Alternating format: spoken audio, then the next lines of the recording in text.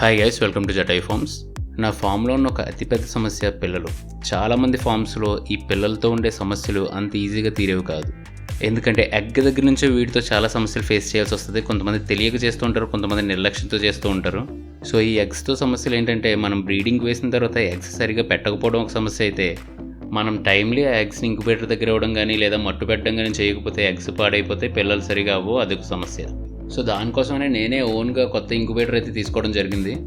ఇది TMNWకి సంబంధించిన ఇంక్యుబేటర్. ఇది నేనైతే ఆన్లైన్లో ఆర్డర్ చేయడం జరిగింది. ఇవి మొత్తం 4 లేయర్లుగా ఉన్నాయి. ఫస్ట్ 5 లేయర్ వచ్చేసి మొత్తం ఫంక్షనాలిటీ అంతా కూడా 5 లేయర్లోనే ఉంటుంది. ఈ టాప్ కవర్లోనే ఉంటుంది మొత్తం అంతా. హీటర్ అవన్నీ కూడా ఇందులోనే ఉంటాయి. సో ఇవి తీసి పక్కన పెట్టుకున్న తర్వాత లోపల చూస్తే మనకి ట్రేస్ అనేవి ఉన్నాయి.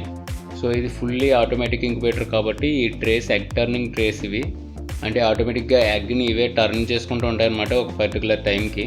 సో అలా ఫస్ట్ ట్రే తీసిన తర్వాత ఇందులో చాలా ఐటమ్స్ ఉన్నాయి. అందులో మాన్యువల్ ఉంది ఫస్ట్.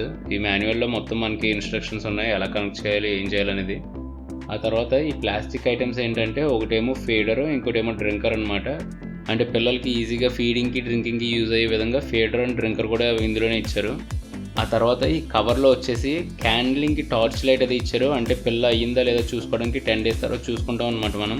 అలాగే పిల్ల అవుతుందా లేదా అని తెలుసుకోవడానికి వీలుగా ఈ టార్చ్ లైట్ ఫ్రీగా ఇచ్చారు. అలాగే ఈ డ్రింకర్ అండ్ ఫీడర్ కూడా ఫ్రీగా ఇచ్చారు దీంతోపాటు. ఇంకా ఈ కవర్లో మనకి 2 చిన్న బాటిల్స్ ఇవ్వడం జరిగింది. ఒకటైతే స్ప్రే చేసుకోవడానికి, ఇంకోటైతే ఇంక్యుబేటర్లో మనం వాటర్ పోయాలి. ఆ వాటర్ పోయడానికి వీలుగా ఉండేలాగా ఇంకో బాటిల్ కూడా ఇచ్చారు. సో ఇవన్నీ తీసేసిన తర్వాత మనకు మొత్తం 3 ట్రేలు ఉన్నాయి. 3 ట్రేలు అంటే ఒక్కొక్క ట్రే నాకు తెలిసి ఒక 50 గుడ్ల వరకు పట్టొచ్చు. సో మొత్తం 150 గుడ్లు పట్టే విధంగా ట్రేస్ ఇచ్చారు. సో అలాగే 18 days తర్వాత ఈ ట్రేస్ అనేవి మనకి యూస్ఫుల్ కాదు, మనకు మ్యాట్లు కావాలి. ఎందుకంటే 18 days తర్వాత మనం ఈ గుడ్ని టర్న్ అవ్వకూడదు. సో అవ్వకూడదు కాబట్టి అవి మనం మ్యాట్ మీద మార్చేసుకుని డైరెక్ట్ పెడతాం. సో వచ్చే పిల్లలనే కూడా ఈ ట్రేలో కాకుండా మ్యాట్ మీద వీలుగా ఉండేలా మ్యాట్లు ఇచ్చారనమాట. 3 మ్యాట్లు ఇచ్చారు. సో ఈ కింద ఉన్న కంపార్ట్మెంట్లో మనం వాటర్ పోసుకోవాలి. సో సెటప్ అది మనం పెద్దగా చేయాల్సిన అవసరం ఏముండదు. మనం అన్నీ ఒక ఆర్డర్లో పెట్టుకుని ట్రేస్ అయ్యి అరేంజ్ చేసుకుని మనం గుడ్లు ట్రేస్ మీద పెట్టేసుకుని స్విచ్ ఆన్ చేయగానే మనకు మొత్తం అన్నీ సెట్ చేసి వస్తాయి డిఫాల్ట్గా. సో నేనైతే నా దగ్గర ఉన్న ఒక 42 eggs అయితే పెట్టడం జరిగింది. సో ఒక్కొక్క ట్రే 50 eggs వరకు పెట్టే అవకాశం ఉంది కాబట్టి 42 eggs కూడా నేను ఒక ట్రేలోనే పెట్టుకుని ఒక కంపార్ట్మెంట్లోనే పెట్టుకున్నాను. మిగిలిన 2 ట్రేస్ నేను పక్కన పెట్టేసుకున్నాను. సో మనం ఎప్పుడైతే వాటర్ వేయాలో ఆ వాటర్ వేయాల్సిన టైంలో మనకి ఇలా ఇక్కడ సింబల్ బ్లింక్ అవుతూ చూపిస్తుంది వాటర్ వేయాలని చెప్పేసి. అప్పుడు మనం బాటిల్ తీసుకుని ఆ ఫ్రంట్ ఉండే హోల్స్లో వాటర్ పోస్తే సరిపోద్ది.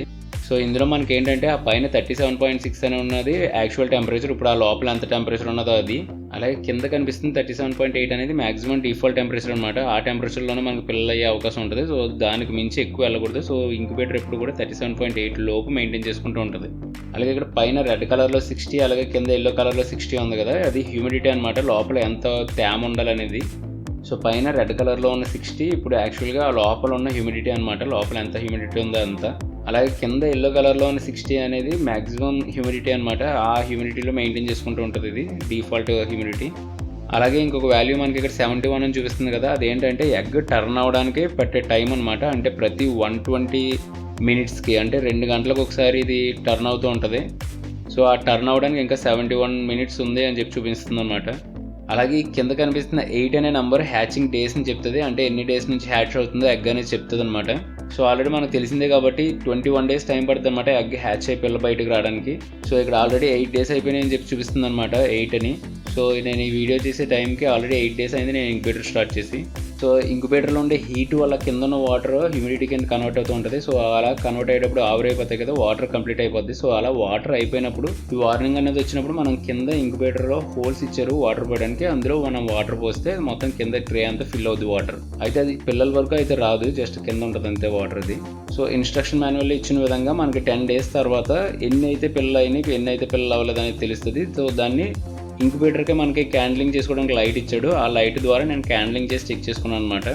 సో ఇది మనం 10 days తర్వాత చేసుకుంటాం అనమాట. 10 days అయిన తర్వాత మనం ఇప్పుడు చెక్ చేసుకుంటాం అనమాట. సో అలా క్యాండిలింగ్ చేసినప్పుడు పిల్ల అవుతుంటే కనుక గుడ్లో మనకి బ్లడ్ వెజల్స్ అవి కనిపిస్తూ ఉంటాయి అనమాట 10 days తర్వాత. సో అలా బ్లడ్ వెజల్స్ కనిపిస్తే మనకి ఆ ఎగ్ నుండి మనకి పిల్ల రాబోతుందని అర్థం అనమాట. అలాగే అక్కడ బ్లాక్ కలర్గా లేకుండా బ్లడ్ వెసల్స్ అయ్యి ఏం కనిపించకుండా ఎగ్ డైరెక్ట్ ఇలా గ్లో అయిపోతూ ఉంటే, అంటే లైట్ మనం కింద నుంచి వేసింది మొత్తం పై నుంచి ఇలా స్ప్రెడ్ అయిపోతూ ఉంటే ఆ ఎగ్ పిల్లగట్ట ఏం కట్టట్లేదని అర్థం. అంటే 10 days తర్వాత కూడా దానివల్ల యూజ్ ఏం లేదని చెప్పి అర్థం అనమాట. సో అటువంటి ఎగ్స్ మనం కావాలనుకుంటే ఆ టైంలో రిమూవ్ చేసేసుకోవచ్చు. ఎందుకంటే వాటిని మనం ఇంక్యుబేషన్లో కంటిన్యూ చేసినా కానీ అవి పిల్లలు అవ్వమన్నమాట. సో ఇలా 10 days తర్వాత చెక్ చేసుకున్న తర్వాత 18 day తర్వాత మనం టర్నింగ్ ఆపేస్తాం అనమాట. సో దానికోసమని నేను ట్రే డిస్కనెక్ట్ చేసేసి ట్రే పక్క తీసేసుకుని వాళ్ళు ఇచ్చిన మ్యాట్ వేసుకుని గుడ్లు నా మ్యాట్ మీద పెట్టేసుకున్నాను. సో ఈ 21 days కూడా మనం చాలా జాగ్రత్తగా ఇంక్యుబేటర్ ఎప్పుడూ ఎక్కువసేపు స్విచ్ ఆఫ్ అవ్వకుండా ఉండేలా చూసుకోవాలి. సో దానికోసమని మాకైతే ఇన్వర్టర్ ఉంది కాబట్టి ప్రాబ్లం లేదు. బట్ కరెంట్ బిల్ ఎంత వస్తుందో అనే భయం అయితే ఉంది. బట్ నాకు వచ్చిన ప్రాబ్లం ఏంటంటే కరెక్ట్గా 20th day అంటే ఇంకొక రోజులో నాకు పిల్లలు వస్తున్నాయనగా నా ఇంక్యుబేటర్ ఎవరో స్విచ్ ఆఫ్ చేస్తారు. హోల్ నైట్ మొత్తం నైట్ అంతా స్విచ్ ఆఫ్ అయిపోయి ఉంది. అలా రాత్రి అంతా స్విచ్ ఆఫ్ అయిపోయి ఉంటే గుడ్డు లోపల పిల్ల గుడ్డు చల్లబడిపోవడం వల్ల చనిపోయే అవకాశం ఉంది. నేనైతే లాస్ట్గా 20th day ఈవినింగ్ చూశాను. ఆ తర్వాత మళ్ళీ నేను 21st day 11 o'clock చూస్తే స్విచ్ ఆఫ్ అయి ఉంది. సో మధ్యలో ఎంత టైం స్విచ్ ఆఫ్ అయిందనే విషయం నాకు తెలియదు. నేనైతే మాత్రం ఈవినింగ్ నేను చూసిన తర్వాత నుంచి నైట్ అంతా స్విచ్ ఆఫ్ అయి ఉంటుందని చెప్పి అనుకున్నాను. సో అలా నైట్ అంతా ఉండిపోవడం వల్ల పిల్లల లోపల చనిపోయే అవకాశం ఉందని చెప్పి చాలా బాధపడ్డాను. వెంటనే క్యాండ్లింగ్ చేసి చెక్ చేసుకున్నాను లోపల మూమెంట్ ఉందా పిల్లల లోపల అని చెప్పేసి. నాకైతే పెద్దగా మూమెంట్ గట్రా ఏం కనిపించలేదు. నేను చాలా బాధపడ్డాను. సో 21st day రావాల్సిన పిల్లలు 21st day రాలేదు. ఇంకొక 2 days చూద్దామని చెప్పేసి ఈసారి ఇంక్యుబేటర్ స్విచ్ ఆఫ్ చేయడానికి ఏ అవకాశం లేకుండా చూసుకున్నాను. సో 23rd day మార్నింగ్ నేను లేచేసరికి ఇంక్యుబేటర్ నుంచి పిల్లల అరుపులు అయితే వినిపించినాయి. చాలా హ్యాపీగా ఫీల్ అయ్యాను. సో ఓపెన్ చేసి చూస్తే 2 పిల్లలు వచ్చినాయి. ఇవేంటి 2 వచ్చినాయి అని చెప్పేసి మిగతా గుడ్లు చెక్ చేశాను. మిగతా వాటిలో చాలా వరకు గుడ్లు చిన్న చిన్నగా పగలగొట్టుకుని పిల్లలు రావడానికి రెడీగా అయితే ఉన్నాయి. సో నేను ఎక్స్పెక్ట్ చేసిన విధంగా పిల్లలు అయితే ఏమీ చనిపోలేదు. అలాగే ముందు ఎక్స్పెక్ట్ చేసిన విధంగానే చాలా మ్యాక్సిమం పిల్లలు అయితే అయినాయి. సో నాకు తెలిసినంత వరకు అయితే ఇంక్యుబేటర్ ఎక్కువసేపు ఆఫ్ అయి అయితే ఉండదు. నైట్ మొత్తం ఆఫ్ అయి ఉండడం అవ్వకుండా మార్నింగో ఆఫ్ అయిపోయి ఉండాలి. లేదా అలా కాదనుకుంటే ఒకవేళ నైట్ అంతా ఇంక్యుబేటర్ ఆఫ్ అయి ఉన్నా ఇంక్యుబేటర్ మొత్తం క్లోజ్డ్ కాబట్టి లోపల ఉన్న హాట్ ఎయిర్ బయటికి వెళ్ళకుండా ఉండడం వల్ల పిల్ల సర్వైవ్ అయి ఉండాలి. సో మొత్తమే సక్సెస్ఫుల్గా ఫస్ట్ టైం అయితే ఇంక్యుబేటర్లో హ్యాచ్ చేయగలిగాం.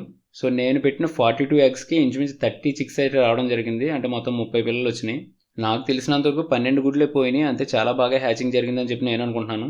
సో మీరు కూడా ఇలాగే ఇంక్యుబేటర్ తీసుకుని హ్యాచ్ చేయించుకుంటూ ఉంటే మీ ఎక్స్పీరియన్స్ కింద కామెంట్లో చెప్పండి. ఈరోజు ఈ వీడియో ఎవరో ఒకరికి యూజ్ అయిందని చెప్పి అనుకుంటున్నాను. అలా యూజ్ అయితే లైక్ చేయండి, షేర్ చేయండి, అలాగే కామెంట్ చేయండి. సబ్స్క్రైబ్ చేయడం అయితే మర్చిపోవద్దు. Thank you.